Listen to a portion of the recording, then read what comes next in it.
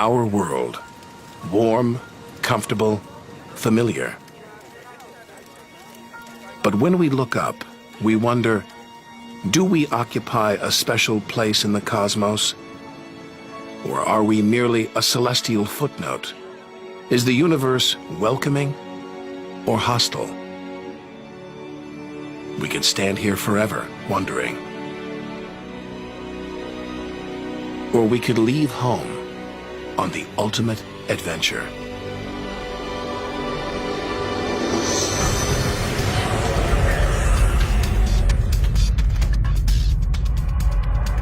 To discover wonders, confront horrors, beautiful new worlds,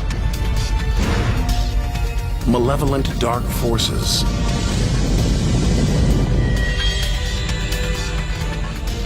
the beginning of time, the moment of creation. Would we have the courage to see it through? Or would we run for home? There's only one way to find out.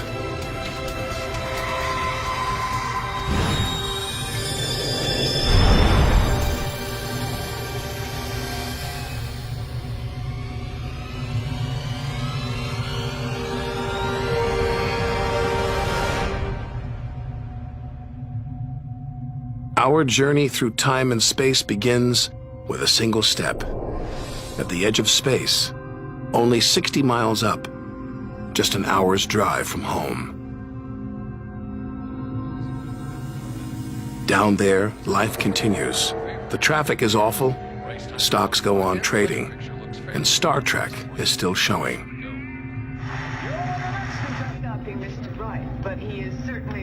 The Blue Jays will meet without starter Jim Clancy for a couple of weeks. This morning. When we return home, if we return home, will it be the same? Will we be the same?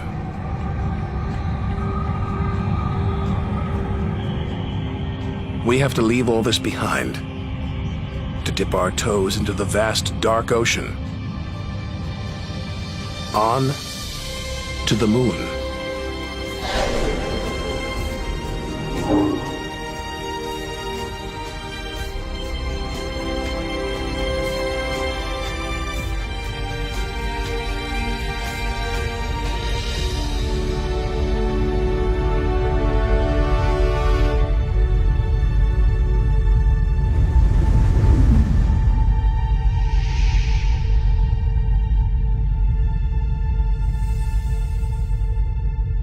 Dozens of astronauts have come this way before us.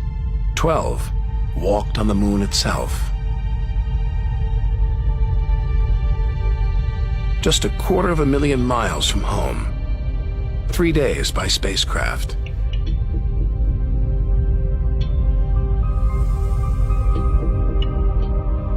Barren. Desolate. It's like a deserted battlefield, but oddly familiar. So close, we've barely left home.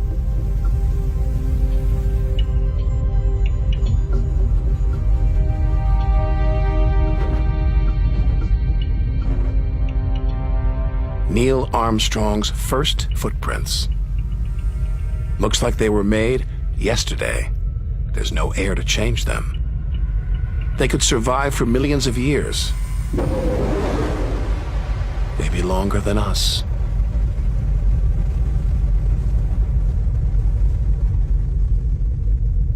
Our time is limited. We need to take our own giant leap. 1 million miles, 5 million, 20 million miles. We're far beyond where any human has ever ventured. Out of the darkness, a friendly face. The goddess of love, Venus. The morning star, the evening star. She can welcome the new day in the east, say goodnight in the west.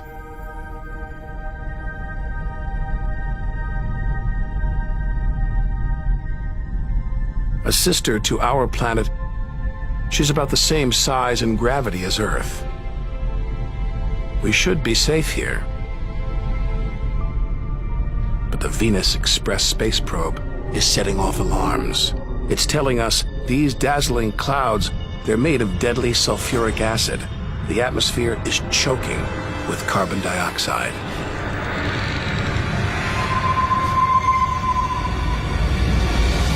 Never expected this. Venus is one angry goddess. The air is noxious, the pressure unbearable. And it's hot, approaching 900 degrees. Stick around and we'd be corroded, suffocated, crushed and baked.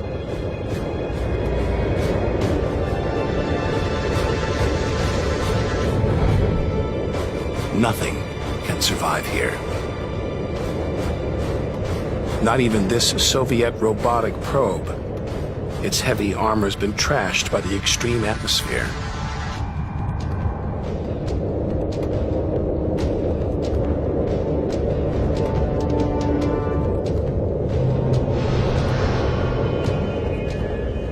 So lovely from Earth.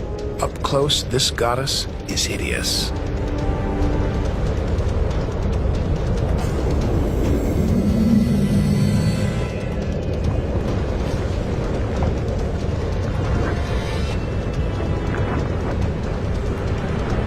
She's the sister from hell, pockmarked by thousands of volcanoes. All that carbon dioxide is trapping the sun's heat. Venus is burning up. It's global warming gone wild. Before it took hold, maybe Venus was beautiful, calm, more like her sister planet Earth. So this could be Earth's future. Where are the twinkling stars? The beautiful spheres gliding through space? Maybe we shouldn't be out here. Maybe we should turn back. But there's something about the sun, something hypnotic, like the Medusa, too terrible to look at, too powerful to resist. Luring us onwards, on, like a moth to a flame. Wait, there's something else, obscured by the sun. It must be Mercury. Get too close to the sun, this is what happens. Temperatures swing wildly here. At night, it's minus 275 degrees. Come midday, it's 800 plus. Burnt, then frozen.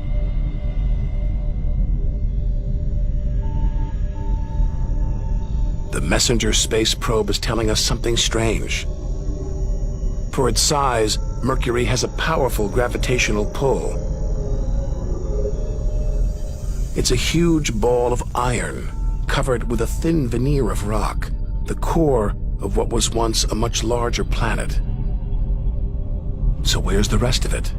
Maybe a stray planet slammed into Mercury, blasting away its outer layers in a deadly game of cosmic pinball.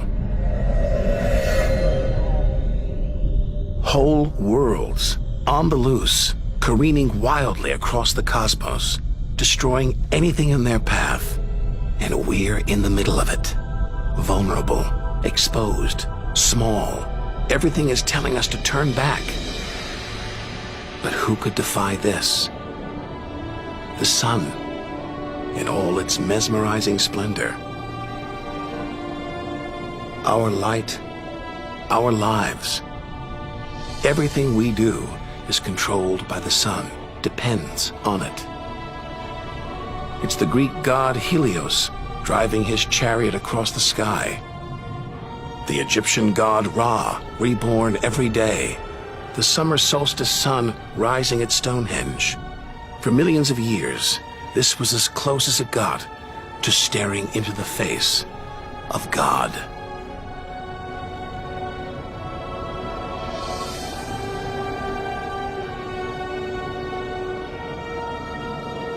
It's so far away. If it burned out, we wouldn't know about it for 8 minutes. It's so big, you could fit 1 million Earths inside it.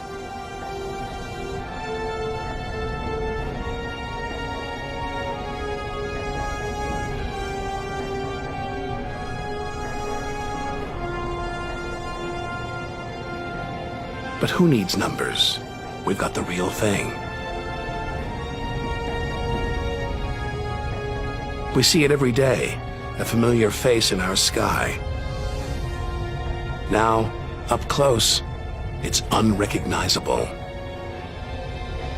A turbulent sea of incandescent gas. The thermometer pushes 10,000 degrees. Can't imagine how hot the core is. Could be tens of millions of degrees.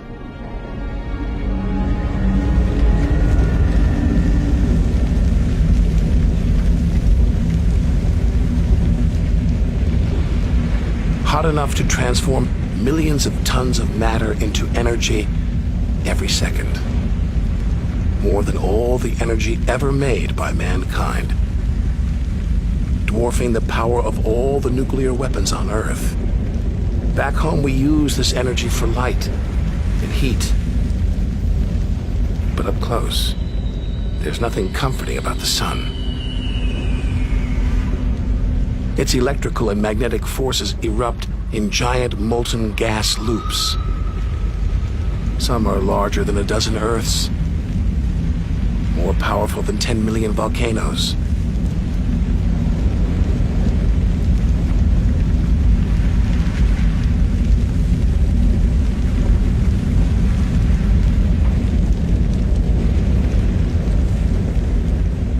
They burst through, they expose cooler layers below,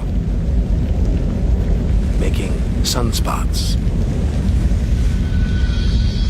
A fraction cooler than their surroundings, sunspots look black, but they're hotter than anything on Earth.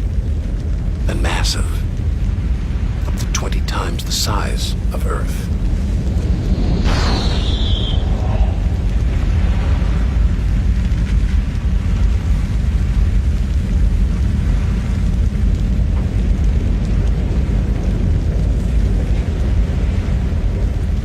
One day, all this will stop. The sun's fuel will be spent.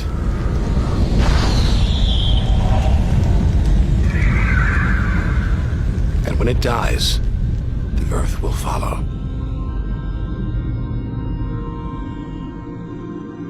This God creates life, destroys it, and demands we keep our distance.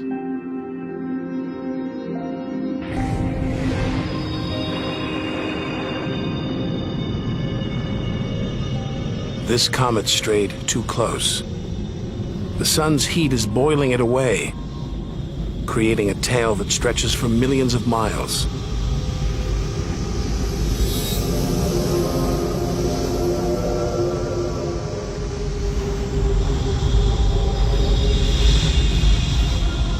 It's freezing in here. There's no doubt where this comet's from, the icy wastes of deep space. But all this steam, geysers and dust, it's the sun again, melting the comet's frozen heart. Strange, a kind of vast, dirty snowball covered in grimy tar.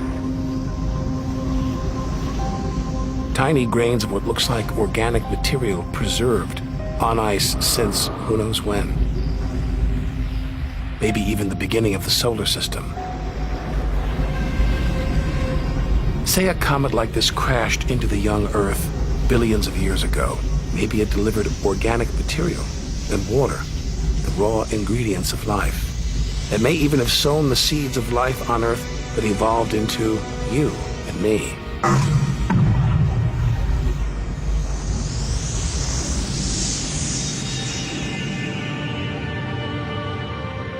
But say it crashed into the Earth now.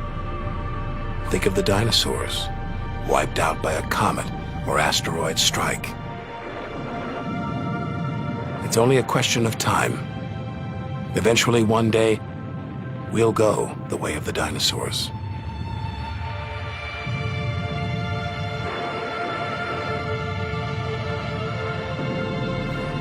If life on Earth was wiped out, we'd be stuck out here, homeless, adrift in a hostile universe. We need to find another home. Among the millions, billions of planets, there must be one that's not too hot, not too cold, with air, sunlight, water. Where, like Goldilocks, we could comfortably live.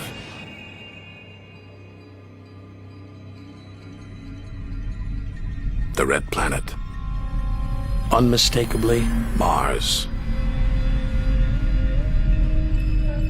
For centuries, we've looked to Mars for company, for signs of life.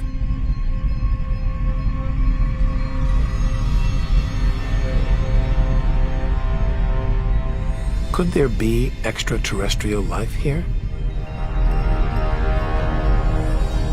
Are we ready to rewrite the history books, to tear up the science books, to turn our world upside down? What happens next could change everything.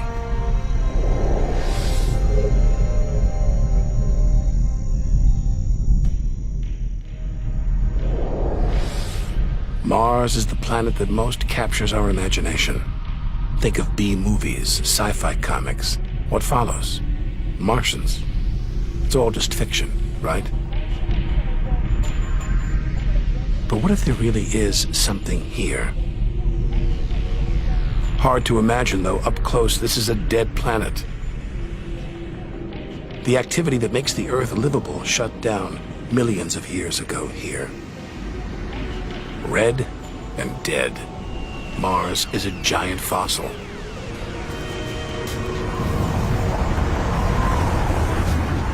Wait. Something is alive. A dust devil. A big one. Bigger than the biggest twisters back home. There's wind here. And where there's wind, there's air. Could that air sustain extraterrestrial life?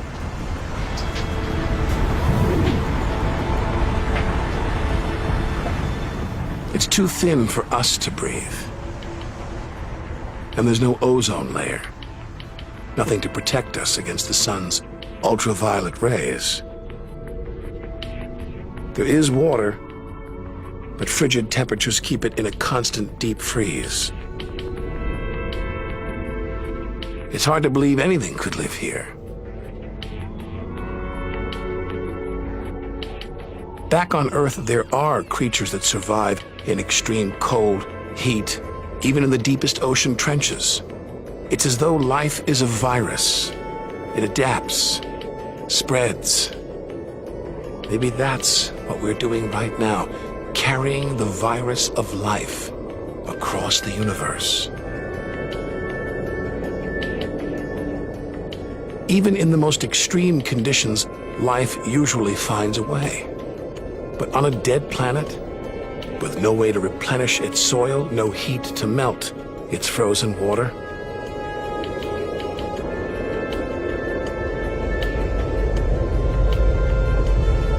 all this dust, it's hard to see where we're going.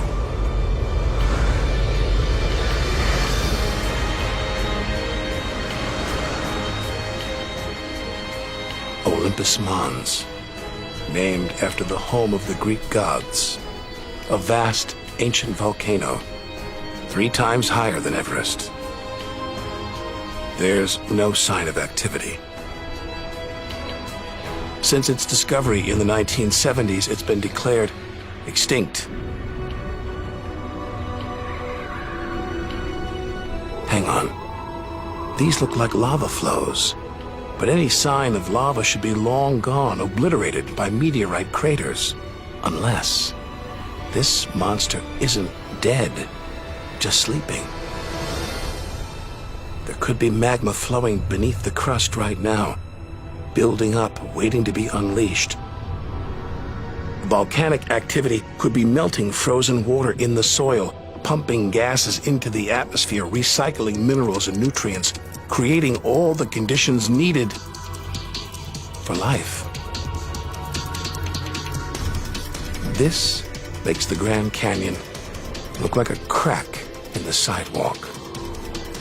Endless desolation, so vast it would stretch all the way across North America. But here, signs of activity, erosion, and what looks like dried up riverbeds. Maybe volcanic activity melted ice in the soil, sending water gushing through this canyon. Underground volcanoes could still be melting ice, creating water. And where there's water, there could be life.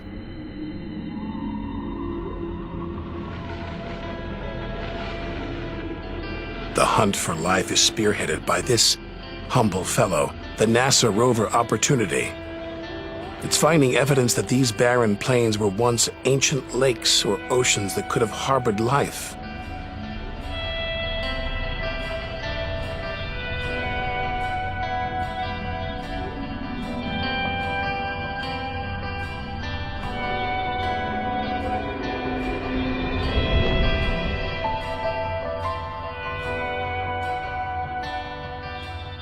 Look at those gullies. Probes orbiting Mars keep spotting new ones. More proof that Mars is alive and kicking. That water is flowing beneath its surface right now. Water that could be sustaining Martian life.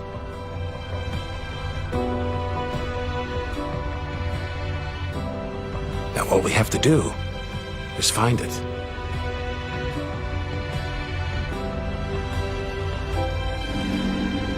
Maybe we've already found what we're looking for on Earth. Some think that life started here and then migrated to Earth. An asteroid impact could have blasted fragments of Mars, complete with tiny microbes, out into space and on to the young Earth, where they sowed the seeds of life. No wonder we find Mars fascinating. This could be our ancestral home. It could be we are all Martians. The Mars we thought we knew is gone, replaced by this new active changing planet. And if we don't know Mars, our next door neighbor, how can we imagine what surprises lie ahead? Our compass points across the cosmos, back in time 14 billion years, to the moment of creation.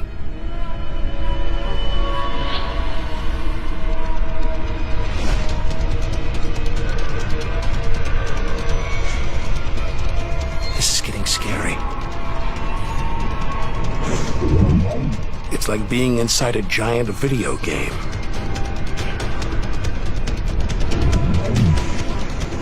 These are all too real. Asteroids, some of them hundreds of miles wide. This one must be about 20 miles long. And there, perched on it, a space probe. Can't have been easy parking on an asteroid traveling at 50,000 miles an hour. It's a lot of effort just to investigate some rubble.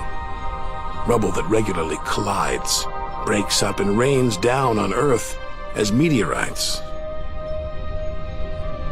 Our ancestors saw shooting stars as magical omens, and they were right. Rubble like this came together to make the planets, including our own. Pretty magical. By dating the meteorites found on Earth, we can tell the planets were born 4.6 billion years ago. These are the birth certificates of our solar system. For some reason, these rocks didn't form into a planet. Something must have stopped them. Something powerful.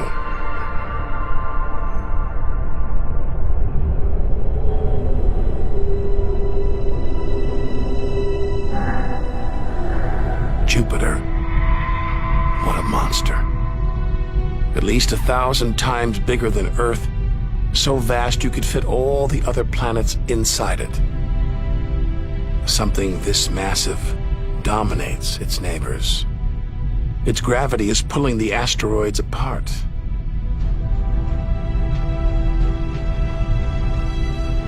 And it's breathtaking.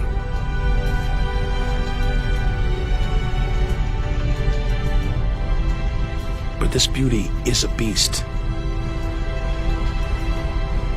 It's almost all gas. Land here and we'd sink straight through its layers into oblivion.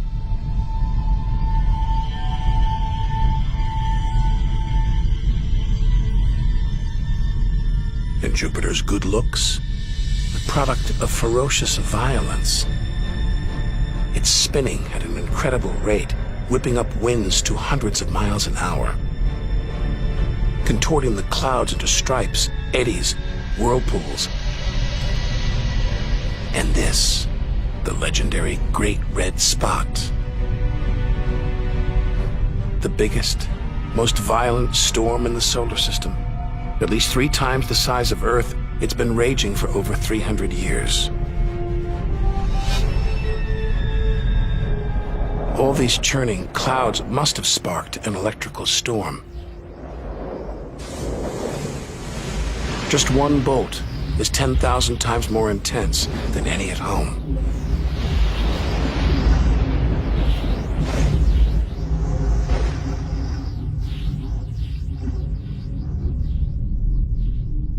Looks like the safest place to see Jupiter is from a distance.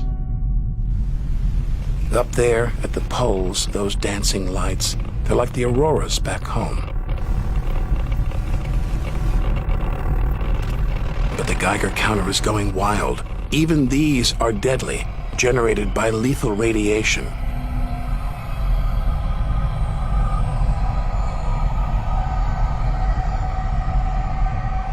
Out here, nothing is what it seems.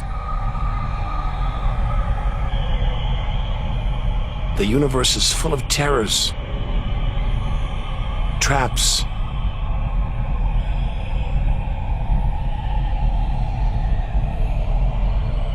maybe this is a safe haven, the multicolored moon Io.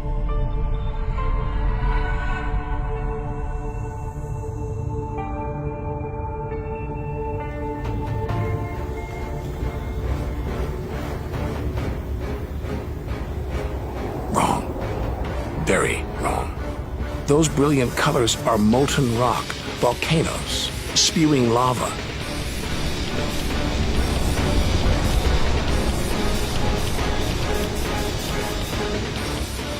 Our journey across the universe is turning into a struggle for survival.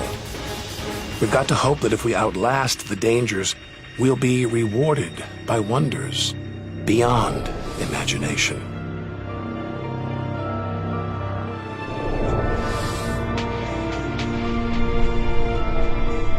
"400 million miles from Earth.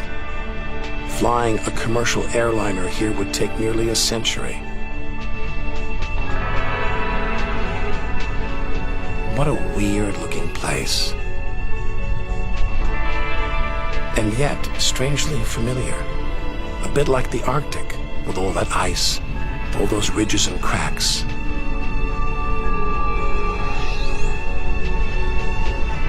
It's Jupiter's moon, Europa.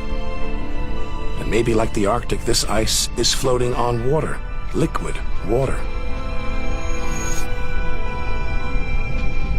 But we're 500 million miles from the sun. Surely Europa is frozen solid.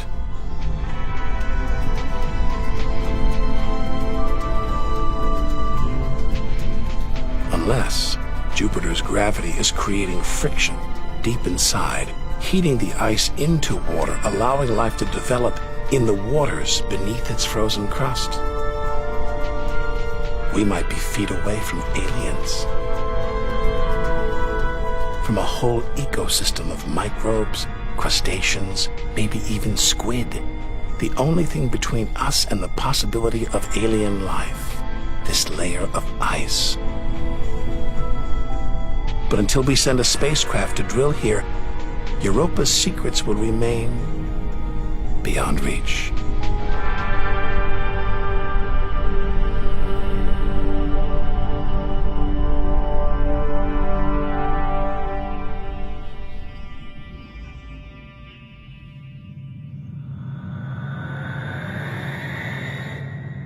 It's captivated our imaginations, haunted our dreams.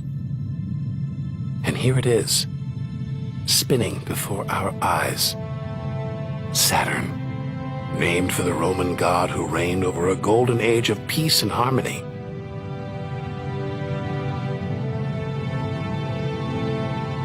This planet's a giant ball of gas, so light it would float on water. Its spectacular rings would stretch almost from Earth to the Moon.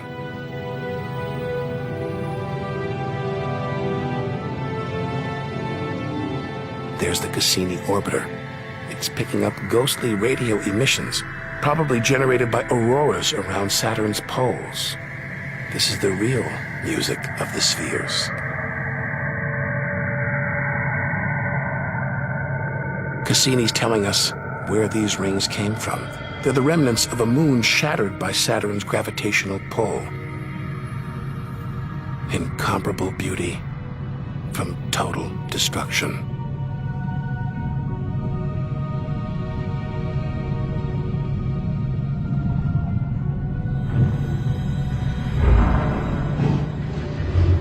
Billions of shards of ice, some as small as ice cubes, others the size of houses. They collide, break apart, reassemble. It's like a snapshot of our early solar system. As dust and gas orbited the newly born sun, and gravity worked its magic, pulling the lumps together until from space trash like this, our home emerged.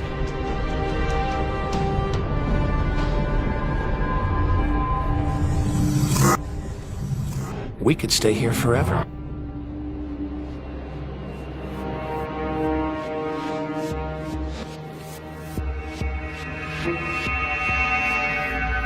But there's so much further to go, so much more to see. Like this moon wrapped in thick clouds. Titan.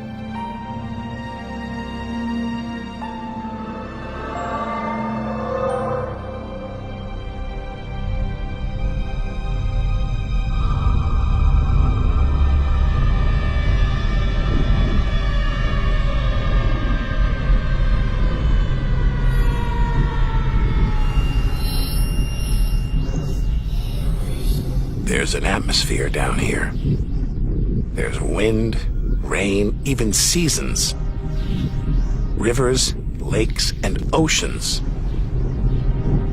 It looks so familiar, so similar to Earth.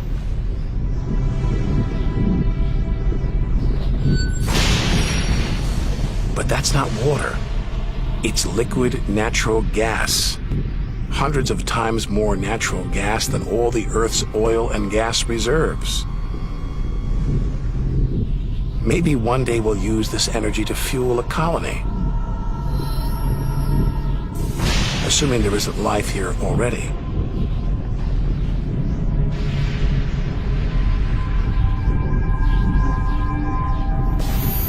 The Huygens space probe is here to find out.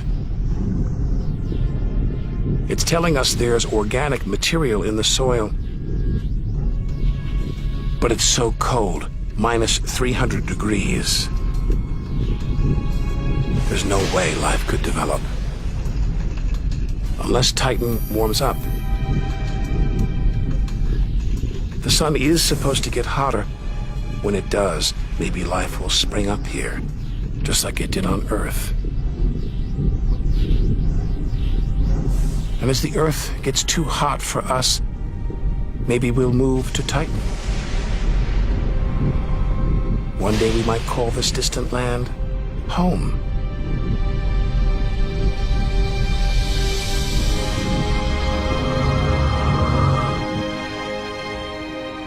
Home.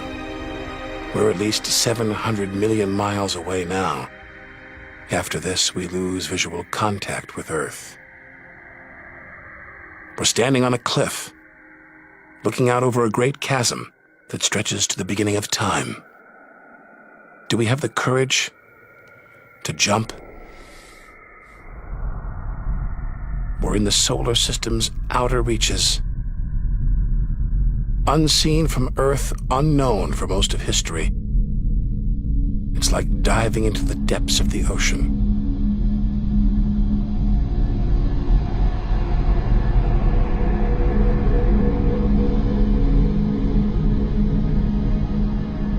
Those rings make it look like Uranus has been tilted off its axis, toppled over by a stray planet.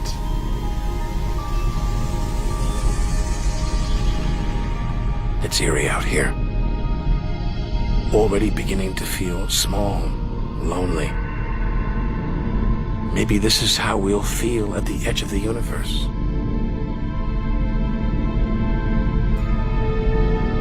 But we've barely left the shore. If the solar system was 1 mile wide, so far we've traveled about 3 inches.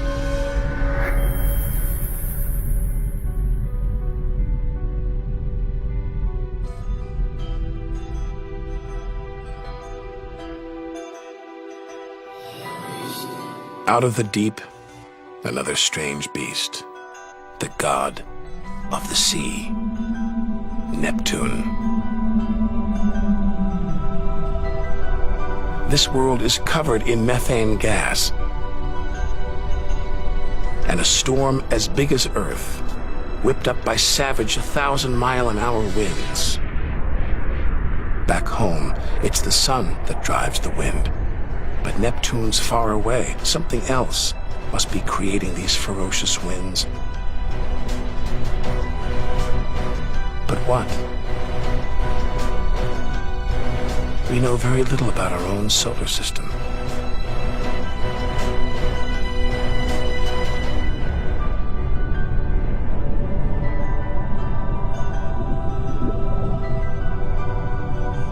After all those balls of gas, a solid moon. Triton. Solid, but not stable. Just look at those geysers, cosmic smokestacks, pumping out strange soot. And this moon is revolving around Neptune in the opposite direction of the planet's spin. A cosmic battle of wills that this angry moon is destined to lose. Neptune's massive gravity is pulling on Triton, slowing it down, reeling it in. One day, it will be ripped apart by Neptune. And that's it. No more moons, no more planets in our solar system. It's getting colder. We're getting further from the sun, slipping from the grip of its gravitational tentacles. But this isn't a void. It's teeming with frozen rocks, like Pluto. Until recently, we thought Pluto was alone. Beyond it, nothing. We were wrong. More frozen worlds. Discoveries so new nobody can agree what to call them. Plutinos, ice dwarfs, cubewanos. Our solar system is far more chaotic and strange than we had imagined. Now we're 8 billion miles from home. The most distant thing ever seen that orbits the sun. Another small, icy world, Sedna, discovered in 2003. Its orbit takes 10,000 years to complete.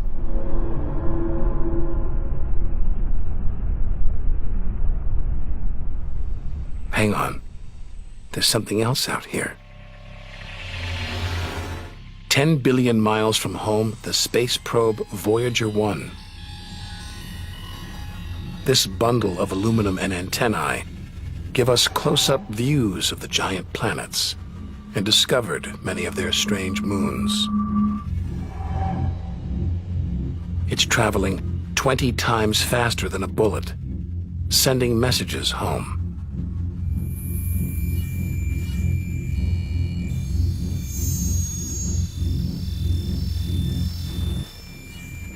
That gold plaque, it's a kind of intergalactic message in a bottle.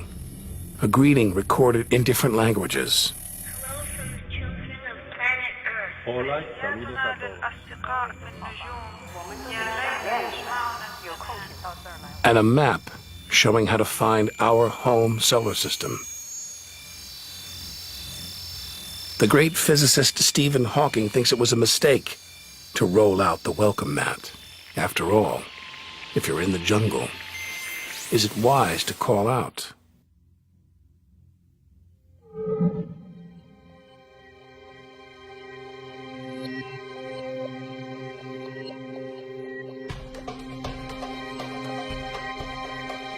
These comets look like the ones we saw earlier. There's a theory that the raw materials for life began out here on a rock like this until something dislodged it, sending it hurtling towards the Earth. And seeing all this ice, maybe comets carried water to Earth too. The water in the oceans, in your body. All from this distant celestial ice machine.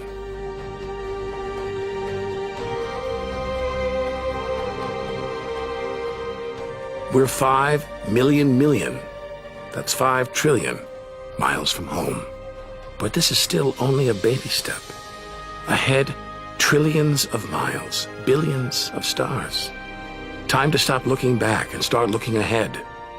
To step out into the big wide universe.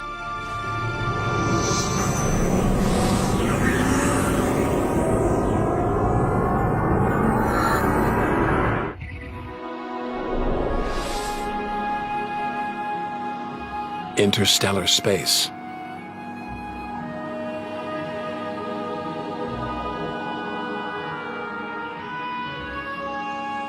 Billions of stars like our own sun, many with planets, many of those with moons.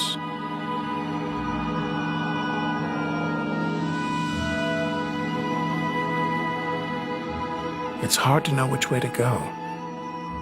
There are infinite possibilities. We're going to need a serious burst of acceleration.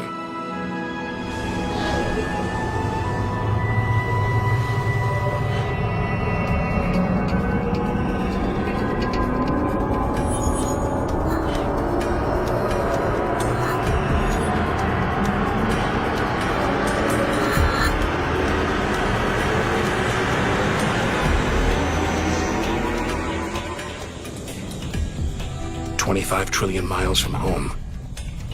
A 150,000-year ride in the space shuttle. And we've only just reached the first solar system beyond our own.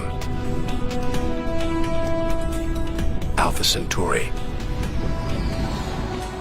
Not one, but 3 stars. Spinning around each other, locked in a celestial standoff. Each star's gravity attracting the other, their blazing orbital speed keeping them apart.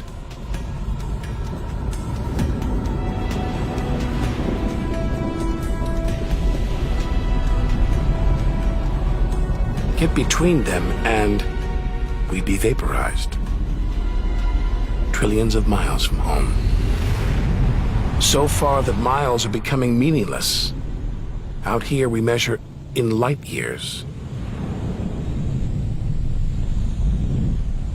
Light travels 6 trillion miles a year, so we are over 4 light years from home.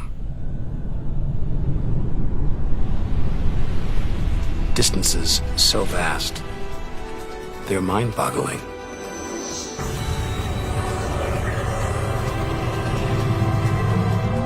Who knows what strange forces lie ahead, what we'll discover when, if, we reach the edge of the universe.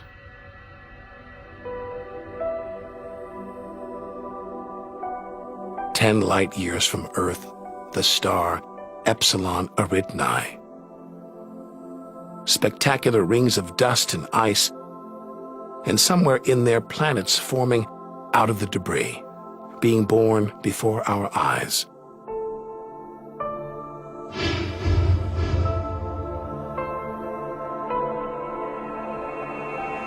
Asteroids and comets everywhere.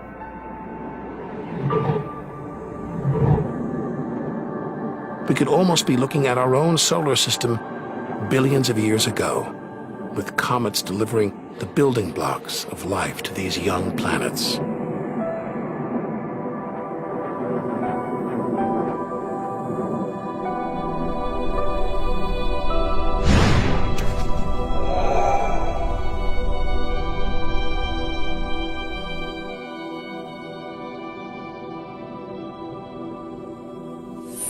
At the center of all the action, a star smaller than our sun, still in its infancy.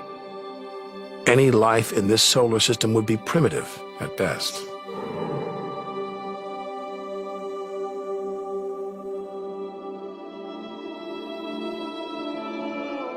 There must be more mature solar systems out here. But finding them is like looking for a needle in a cosmic haystack.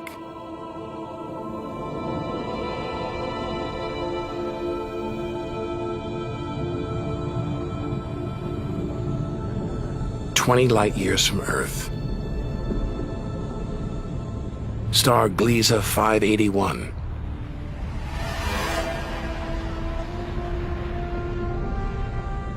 It's about the same age as our sun.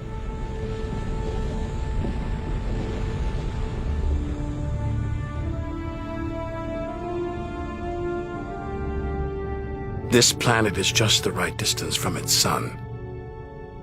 Any closer and water would boil away, any further, and it would freeze.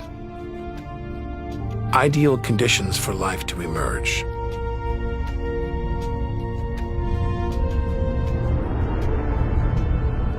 And if a comet has struck, delivering water and organic materials, then life, complex beings like us, even civilizations like our own, could be down there, right now.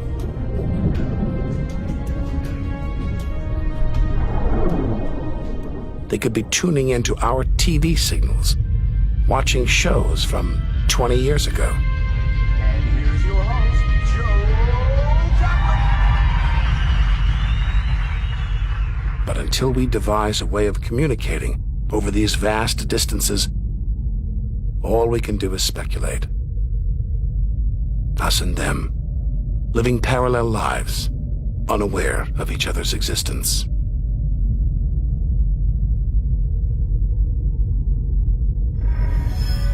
Unless life has come and gone.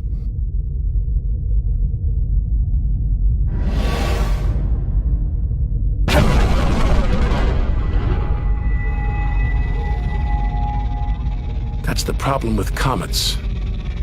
They're creators and destroyers, as the dinosaurs found out the hard way. This is the needle in the cosmic haystack, the closest we've come to a habitable solar system like our own, but it's a chance encounter. There could be hundreds, millions more solar systems like this out there, or none at all.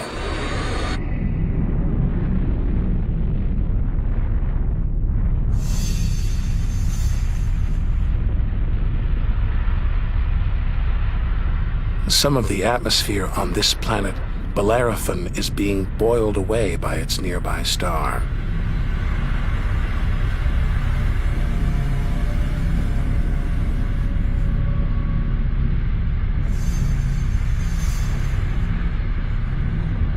From Earth, we can't see planets this far out. They're obscured by the brilliance of their neighboring stars. But the planets have a minute gravitational pull on those stars, measure these tiny movements, and we can prove they exist.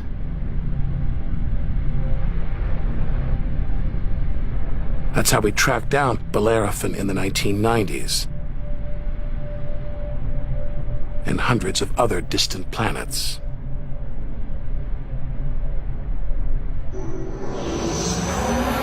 "65 light years from Earth.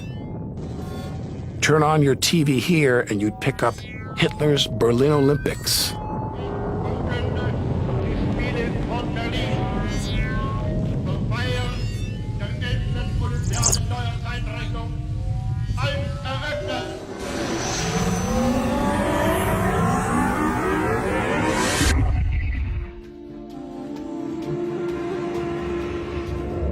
The twin stars of Algol, known to the ancients as the Demon Star. From Earth, it appears to blink as one star passes across the other. Up close, it's even stranger. One star is being sucked towards the other.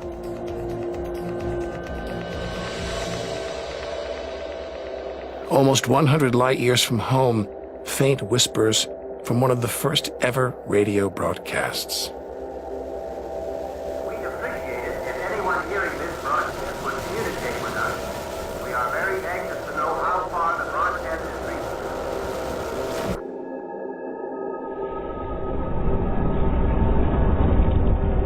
reaching. From here on out, it's as if the Earth never existed.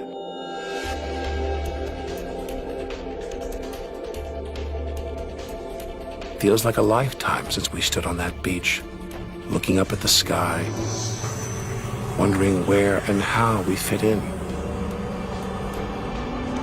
We've learned one thing for sure. The universe is too bizarre, too startling, for us to guess what lies ahead.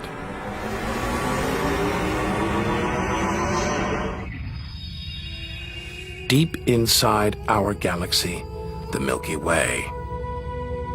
Pinpricks of light that have inspired 1,001 tales.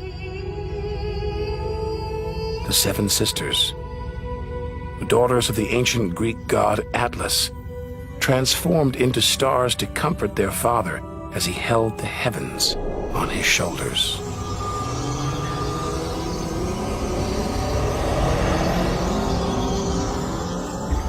And this giant, Betelgeuse, the brightest, biggest star we've seen so far, 600 times wider than our sun.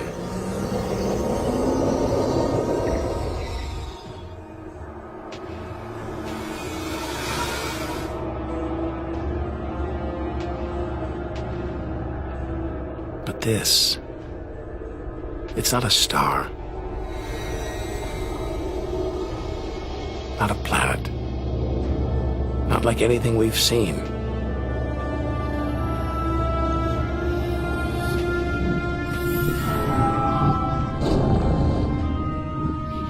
A ghostly specter more than 1,300 light years from Earth. Orion's dark cloud. Dust and gas shrouding us.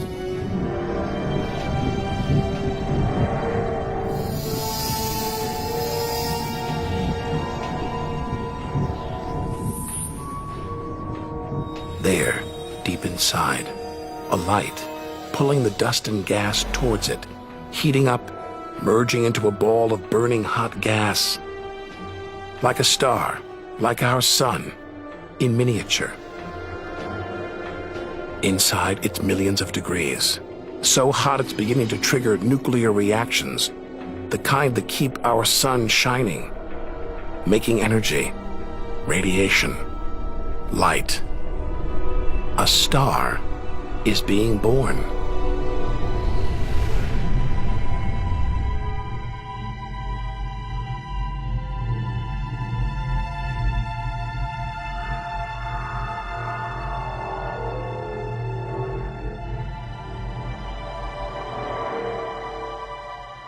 Orion's dark cloud is a vast star factory.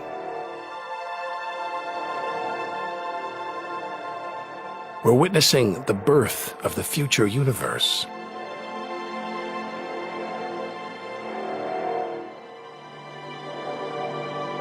We've come to expect destruction, but this is one of the universe's greatest acts of creation: star birth.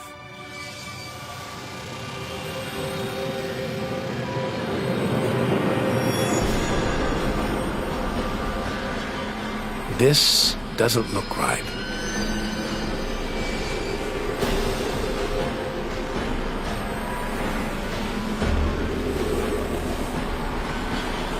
Jets of gas exploding out with tremendous force, blasting dust and gas out for millions of miles.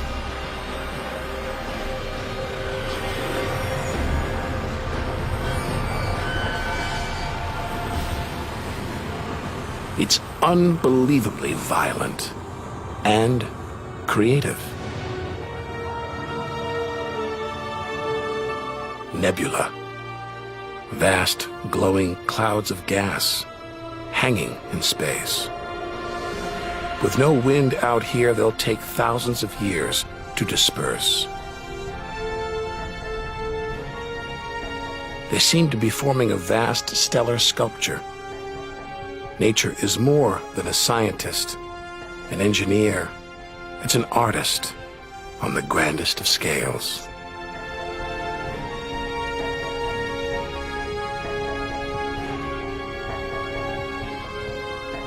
And this is a masterpiece.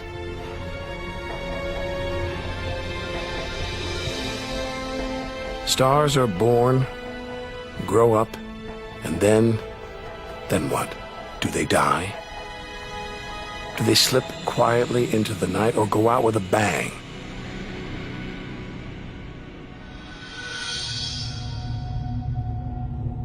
Somewhere between here and the edge of the universe lies the answer.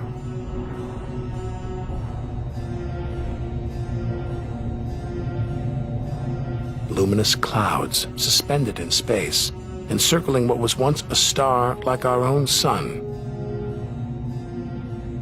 All that's left of it are these brightly colored gases, elements formed by nuclear reactions deep inside, released into space on its death. Green and violet, hydrogen and helium, the raw materials of the universe.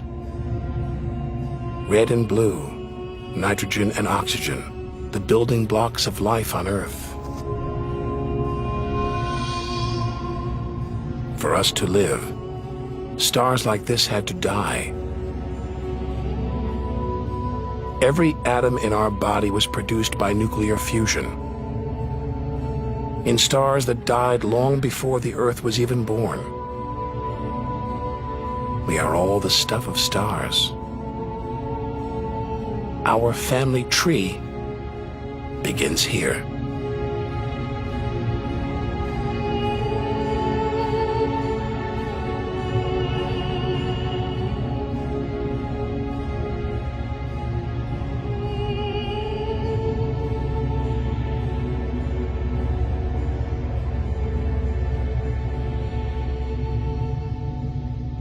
At its heart, the ghost of a star. A white dwarf. White, hot, small, but unbelievably dense. In the star's dying moments, its atoms fused and squeezed together, making it so dense that just a teaspoon of this white dwarf would weigh 1 ton.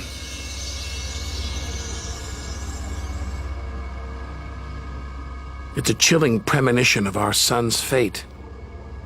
6 billion years from now, it'll become a white dwarf.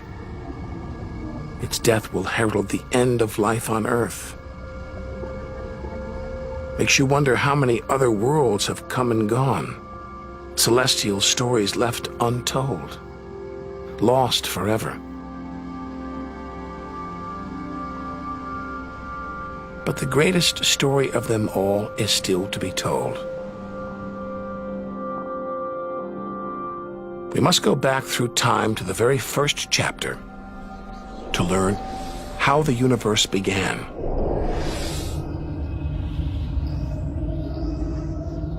scattered remains of a dead star, the Crab Nebula. 6,000 light years from home, deep inside a stellar graveyard. We've learned so much, seen things we'd never have believed possible. Now sights like this, wonders once beyond imagination, we take in our stride. We're ready to face whatever lies ahead, determined to reach the edge of the universe. This is the calm after the storm, after a massive explosion, a supernova that turned a star into dust and gas.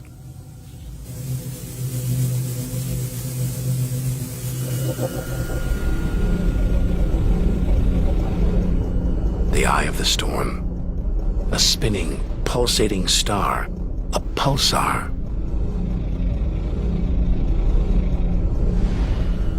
Gravity has squeezed the giant star's core down to this.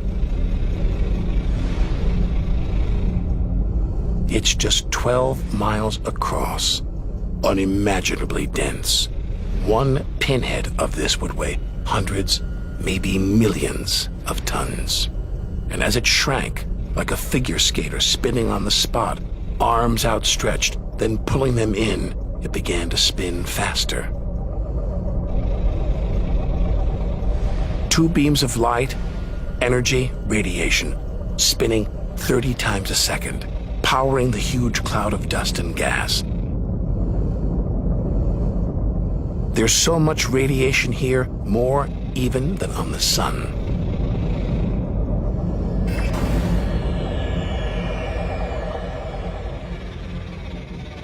That was easily the deadliest thing we've encountered so far.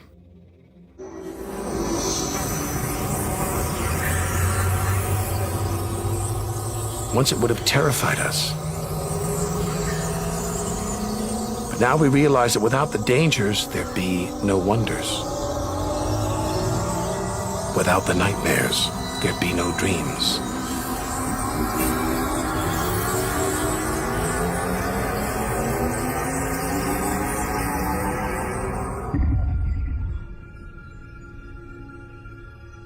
Getting a strange sensation. A feeling as though there's something bad out here. A malevolent presence. The one thing we didn't want to encounter. Impossibly black, blotting out the stars behind it. We're staring into the face of extinction. The remains of a giant star. A black hole.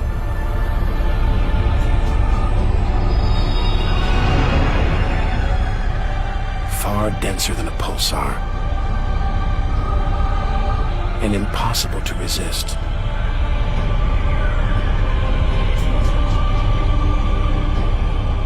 Its gravity is so intense not even light can escape.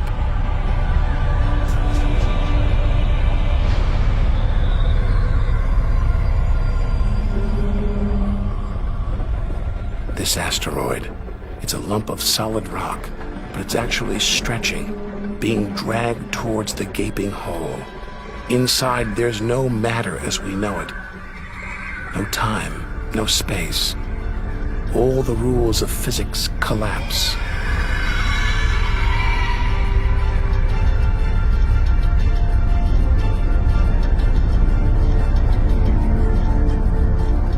The asteroid is gone. Nobody really knows where. This is the edge of human understanding. There could be millions of black holes creeping around our galaxy, more perhaps than all the stars in the sky. But we wouldn't see them until it was too late.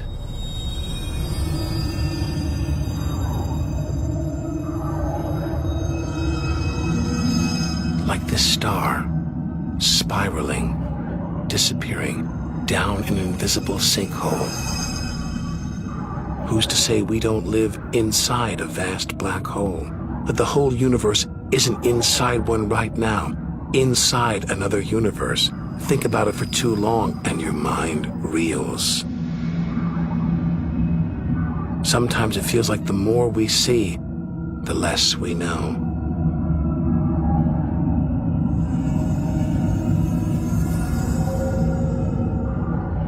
And we're still in our own galaxy, the Milky Way. The vastness of the universe beyond still lies ahead. The wonders, the dangers, the secrets, they're out there, waiting to be discovered.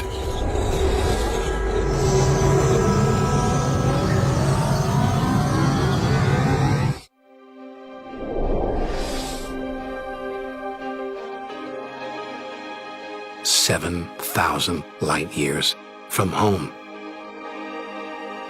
It's as though we're in a forest thick with trees, each so beautiful, so fascinating, it's impossible to look beyond, to see the bigger picture. We have to find a way through, to reach the clearing at the galaxy's edge.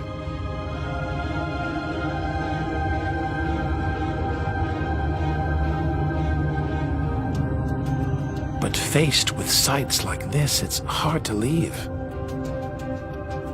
Colossal, glowing cloud, topped by these great towers of dust, the pillars of creation, like a gateway into the unknown. A star factory packed with embryonic star systems, each larger than our solar system.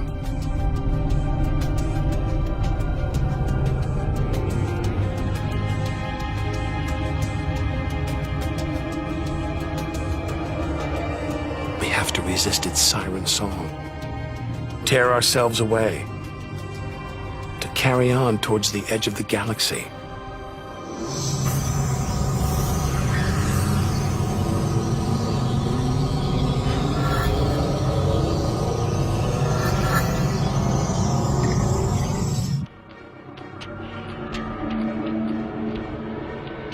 Dazzled by the Milky Way's beauty, we've been blinded to its terrors and strayed into a cosmic minefield. Like an explosion in slow motion. A massive star, millions of times brighter than our sun. It's going into meltdown. The fuel that sustains it is running out, the nuclear reactions that power it winding down. We're watching its death throes.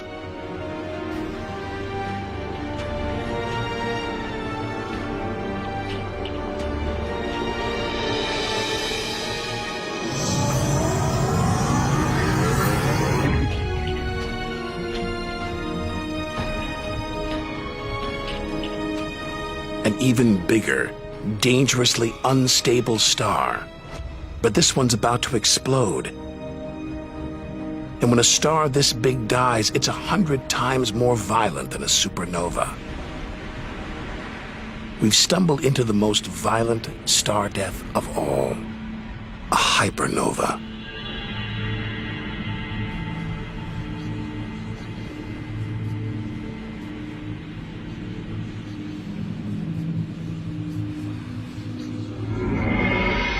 The core's collapsed. It's becoming a black hole.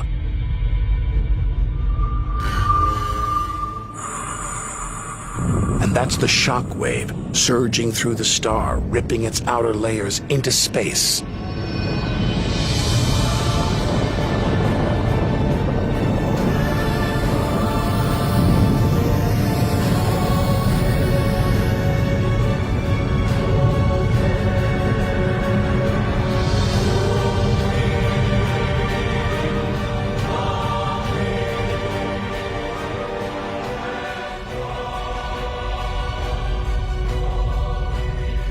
Deadly hypernovas, frozen comets, scorched planets, white dwarfs, red giants.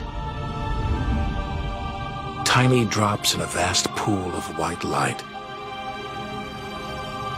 Our home galaxy the Milky Way. We wanted to know where we fit in. Here's our answer.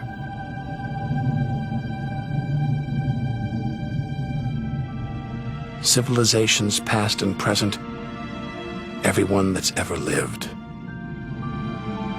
The smallest bug, the highest mountain, all of it invisible, not even a tiny speck.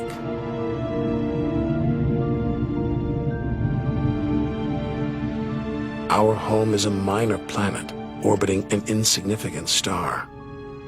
If it disappeared right now, who would even notice? And yet, so far we've found nowhere else we would rather live, nowhere we could live. It's only now, far from home, that we're beginning to truly appreciate it.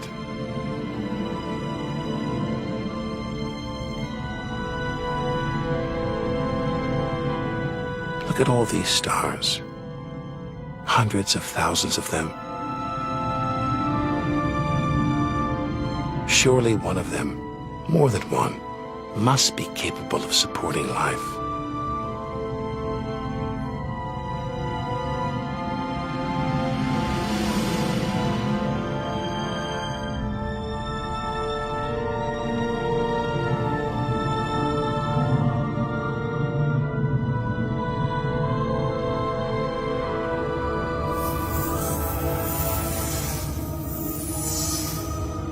Maybe here in this swarm of stars, the Great Cluster. Back in the 1970s, astronomers sent a message in this direction, detailing the structure of our DNA and our solar system's location. But the message won't arrive here for another 25,000 years.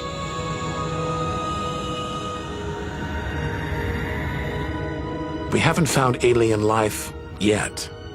But neither have we found any reason to believe it isn't out there, somewhere. There's an equation devised to estimate the number of other advanced civilizations. The result is startling. There could be millions of civilizations just in our own galaxy.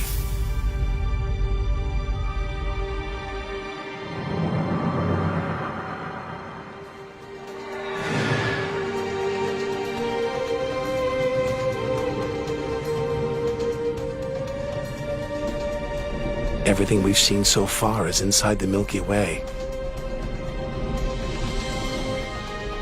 Now we're ready to leave our home galaxy, to enter intergalactic space. Here's our chance to solve the ultimate mystery and experience the moment of creation.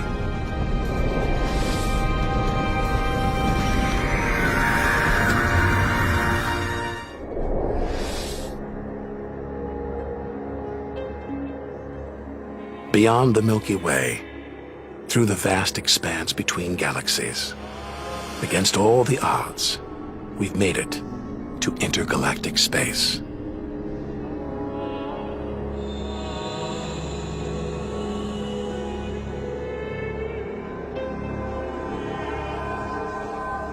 Out here, there's no horizon in sight.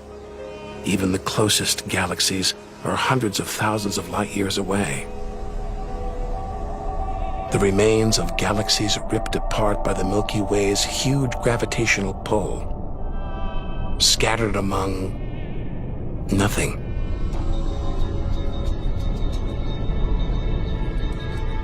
This is as close as the universe gets to a perfect vacuum. But even this isn't totally empty. There are thin wisps of gas, fine traces of dust, and something else. Dark matter. So mysterious we can't see it, feel it, taste it, touch it, or even measure it. Yet so common, it could make up over 90% of all the matter in the universe. If dark matter does exist, it means there's no such thing as empty space. Even out here, we're surrounded by matter. We think it exists because of its apparent hold on galaxies, like this one, the Large Magellanic Cloud.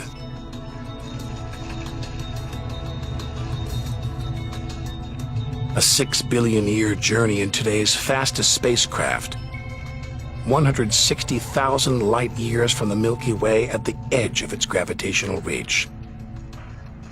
This galaxy should spin off into space, but something is holding it here, something invisible, powerful, dark matter. Stars, clusters of stars, nebulae. It's a vast astronomical treasure trove.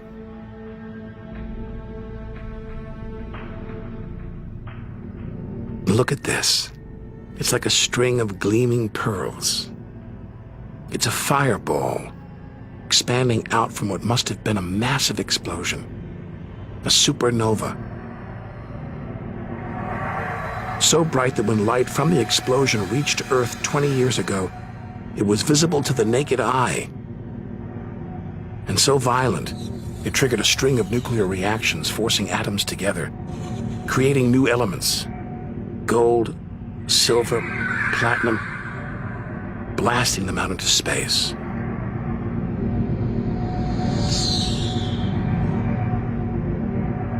The gold in the ring on your finger was forged in a massive supernova like this, trillions of miles away, billions of years ago. Before we left home, the universe seemed separate, something out there, up in the sky. But now we know better. We are the universe, and it is within us.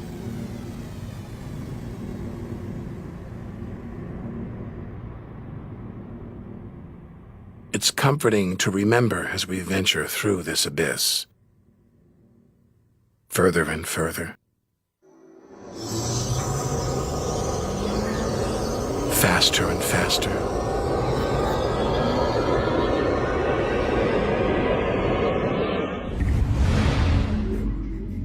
The Andromeda Galaxy, 2.5 million light years away.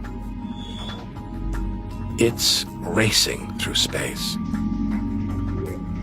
Everything blown apart like shrapnel in an explosion. We're seeing this galaxy as it was when our ape-like ancestors first walked on the African plains.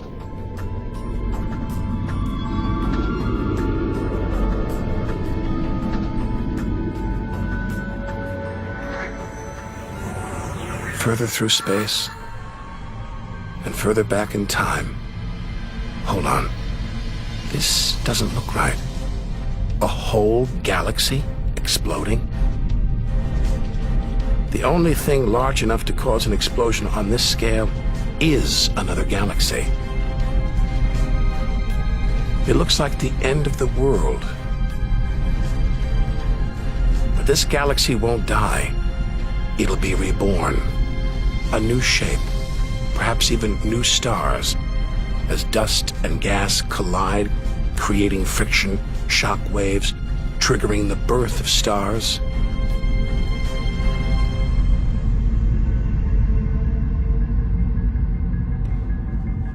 There's order in this chaos, a pattern behind the infinite variety, an endless cycle of birth and death, creation and destruction.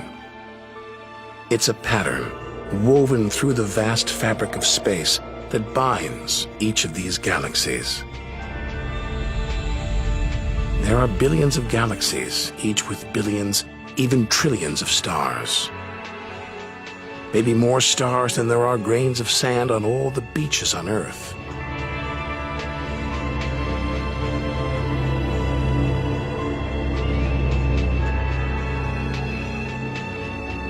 We're finally beginning to see the big picture. And it's grander than we ever imagined. This galaxy, the huge Pinwheel galaxy, is so far from Earth that if we send a message home now, It will take 27 million years to get there. Who knows whether our species, our planet, will still be around to receive it.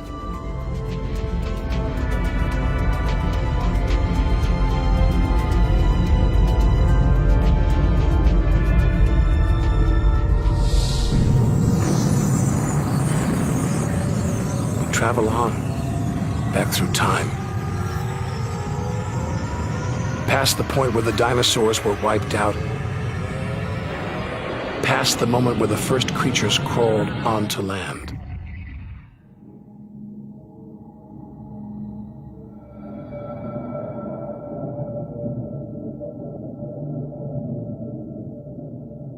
$2 billion light years from home, closing in on the edge of the universe, going back to the beginning of time.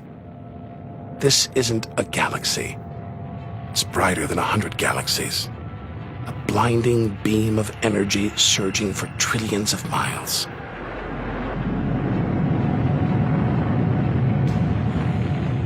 Something this big, this bright, must be incredibly powerful. Experience tells us, out here, power equals danger. It looks like a quasar, the deadliest thing in the universe.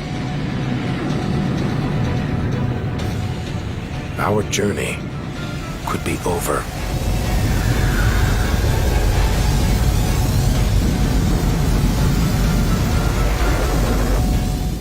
The deadliest, most powerful thing in the universe. A quasar.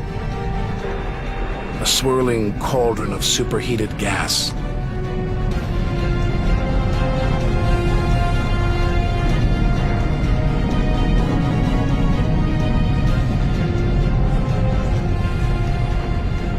This beast has a heart of darkness.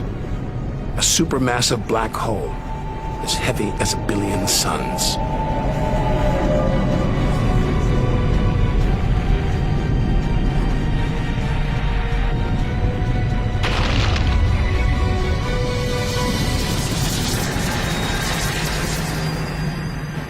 It's ripping apart whole stars, devouring them, until they're nothing, lost forever from the visible universe.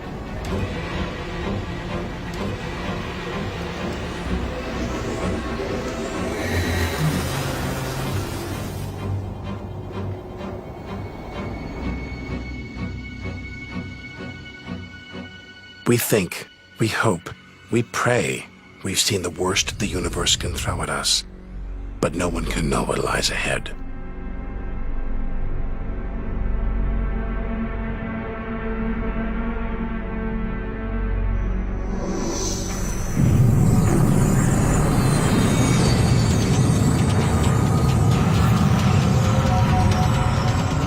We'll need to go further, go faster.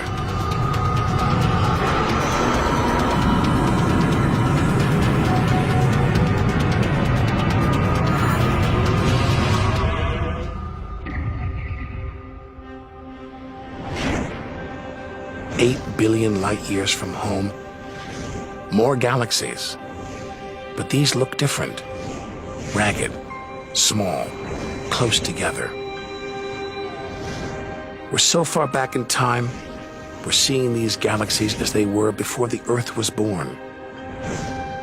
They're still young, still growing. We're getting close to where and how it all began.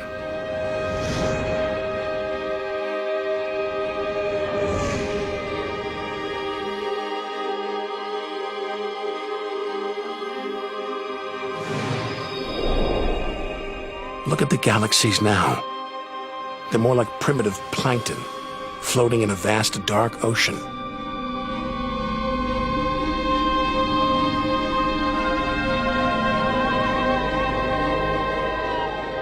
Clouds of dust and gas, dancing, twirling, merging to make embryonic galaxies.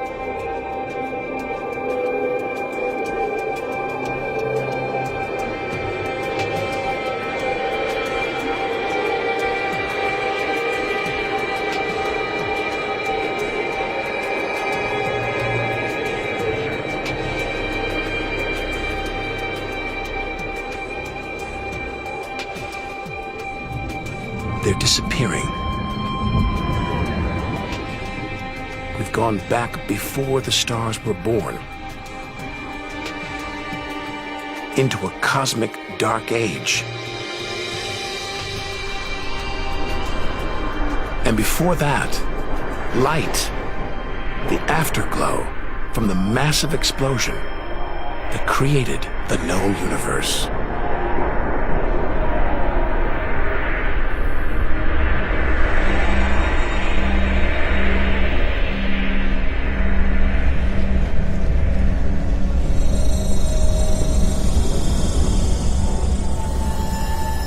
This is it. We've made it. The edge of the universe. 80 billion trillion miles from home. 13.5 billion years ago.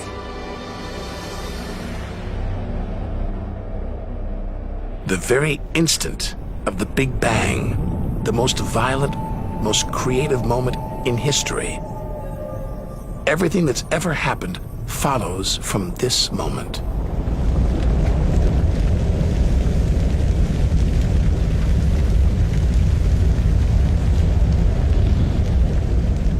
Every religion, every culture has pondered it. But we still don't know what sparked this act of creation, or why. This is where our journey ends, and the universe begins.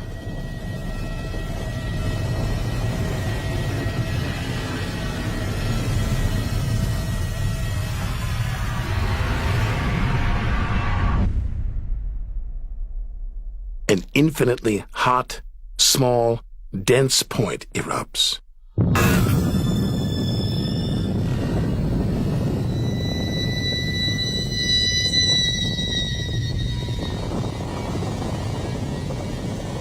Creating space, time, matter, our universe itself. First, it's the size of a subatomic particle. The tiniest fraction of a second later, it's big enough to hold in the palm of your hand.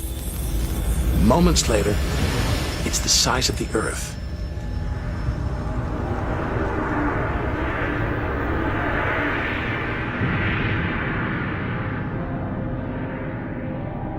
Today, the light from the Big Bang is still spreading out.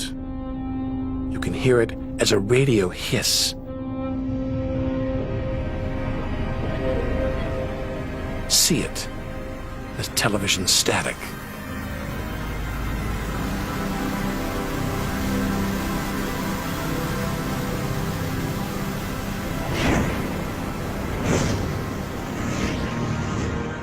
All the wonders we've seen on our journey are sparks flying out from the Big Bang. Galaxies, stars, planets, all cosmic debris. We go forward through time, riding the blast wave.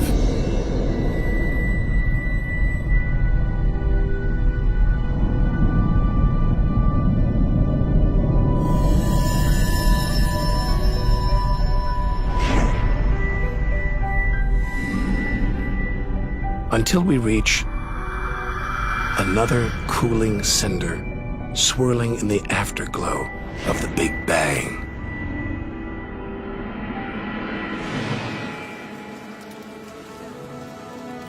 We're back where we started, home. Only now can we really know it. Smaller, more fragile than we ever imagined. Destined to die, swallowed by a dying sun. But we shouldn't despair. We should rejoice. We've managed to experience the wonders of the universe. We should celebrate our achievements and enjoy our moment in the sun.